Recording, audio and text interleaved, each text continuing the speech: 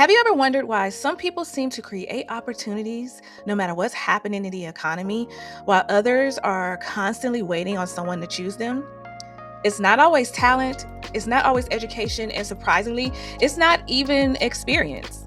More often than not, it is the way that they think. Today, we're talking about one of the biggest shifts you can make in your career: the difference between employee thinking and ownership thinking. And before you click away, this is not about quitting your job. I do not believe in quitting your job unless you have options. This is about changing how you create value, build security, and you position yourself in a job market that's changing faster than it's ever before. If you're new here, welcome. My name is Misty. I am the creator of the Grace Built Solutions Lab. I help professionals, especially high-achieving women, build professional freedom by positioning their skills, increasing their value, and creating income opportunities beyond a single paycheck. Here's the reality. The workforce has evolved.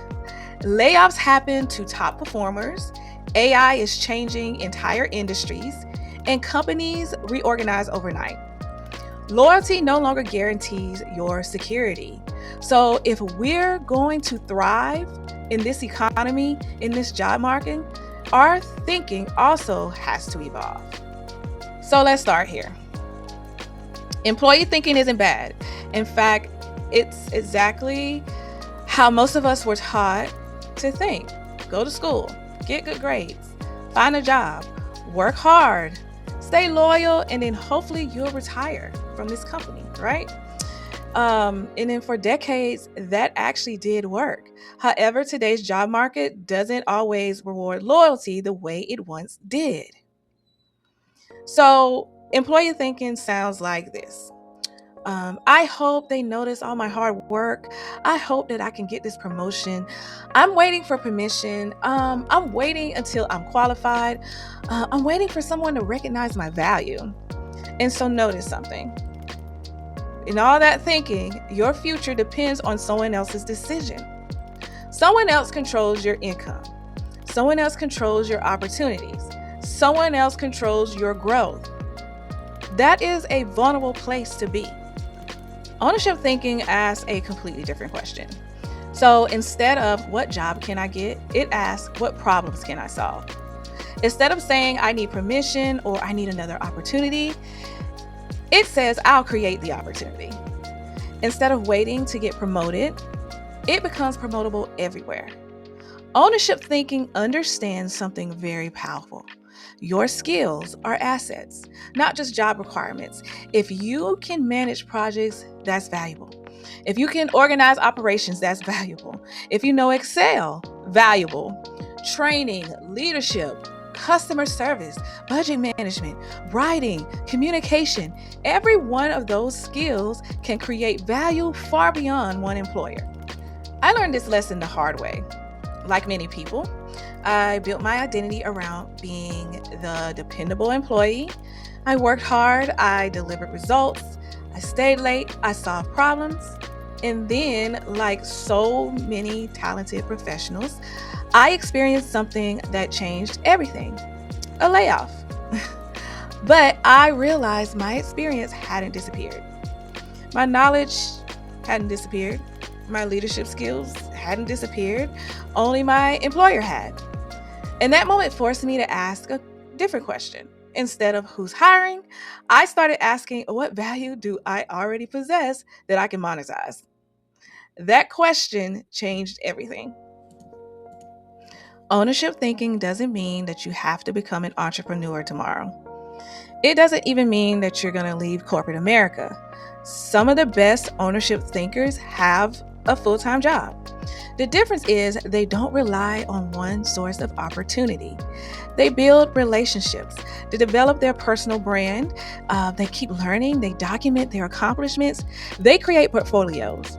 They network intentionally, and they understand that their career is a business, and they're the CEO. That's ownership.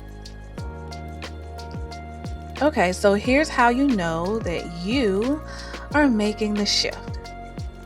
Number one, stop collecting job titles.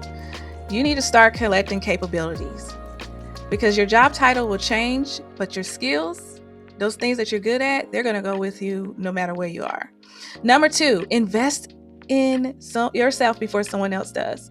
Courses, certifications, books, mentorship, networking. Not because your employer requires it, but because your future deserves it. Number three, you need to document your wins. Owners measure results. They know the revenue they saved. They know the projects they completed. They know the processes they improved. They know the teams that they led, and they keep those receipts. Number four, you build relationships before you need them. Networking isn't asking strangers for jobs. It's building relationships and trust over time. And then number five, you ask, how can I create value? Instead of asking, what can I get? And that one question will change everything for you.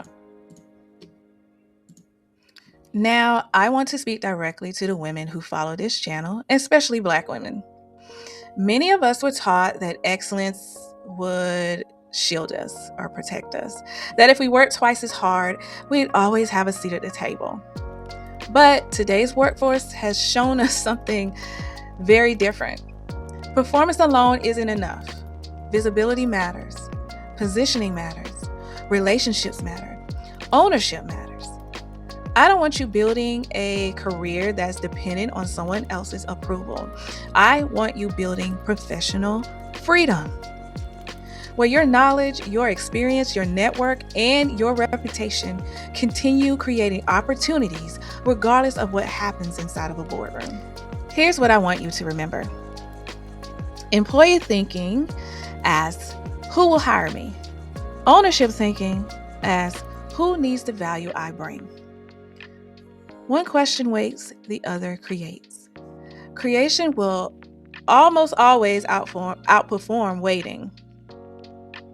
So if today's video challenged the way you think about your career, I'd love to hear from you.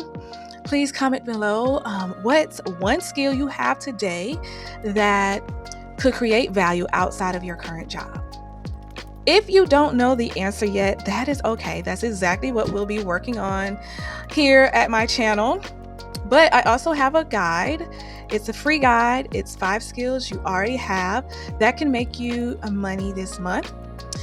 And that will help you figure it out, you know? Just check the link in the description box. If you enjoyed this video, subscribe and turn on notifications, because every week we talk about career strategy, professional branding, consulting, leadership, and building professional freedom in a changing economy.